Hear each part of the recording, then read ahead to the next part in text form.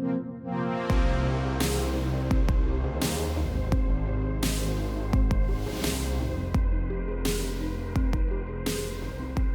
name is Brian Two Horns, and I'm from Tampa, Florida. I design and create original sci-fi characters, costumes, and props. Well, I started with cardboard when I was 15. I was just tired of Halloween costumes. They were just garbage. The kind you'd buy at stores were they were cheap and poorly made, mass-produced stuff, and I was like, I can do better than this. So I started with cardboard and worked my way up to better materials. I only did it once a year at first, until about 2012 when I started doing it like full-time, and like I started making like 4 or 5 suits a year. I started with respirators. I started selling custom respirators, and they were just little sci-fi designs and stuff. And I started posting them on the internet. I would take my own photography and stuff like that, and people were like, "How can I buy this? Where do you get it?" So I opened an Etsy shop. It also helps I take good photography, so images are huge, important. Like the quality of images are important to how it reaches, because everyone wants to see high quality images of things when they're scrolling through Instagram or whatever, so you have to keep up with the image quality for sure. My pieces have been used in a lot of indie films, some commercials, and most recently an EarthGang music video. My whole ethos is to pay homage to the god of practical effects, which is all things practical effects in movies and TV shows and everything like that. Everything's CGI, and I want to bring more practical effects to this universe. I want to bring more realistic robot costumes and things that you can do with CGI but are much more satisfying to watch the actual, because you can definitely tell. You can always tell. Practical effects will always have a place.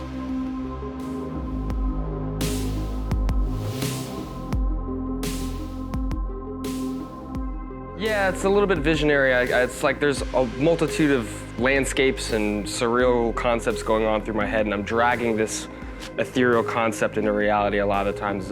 I've got these designs floating around in my head, and half the time they're not even on paper. I just kind of drag them down and start making them.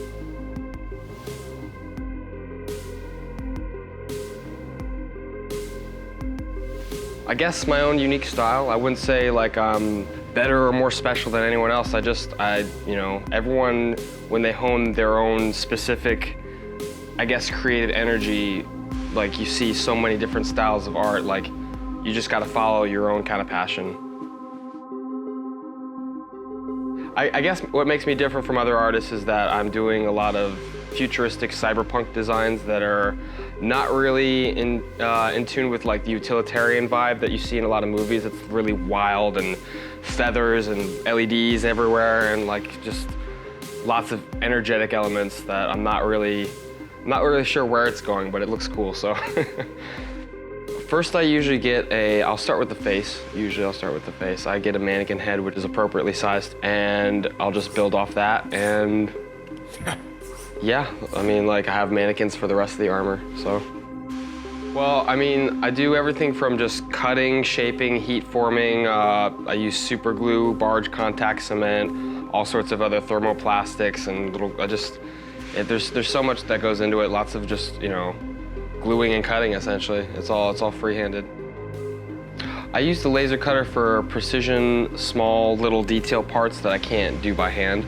And I'll go over and design those in a digital format and just batch cut them, usually for small parts and little tiny details.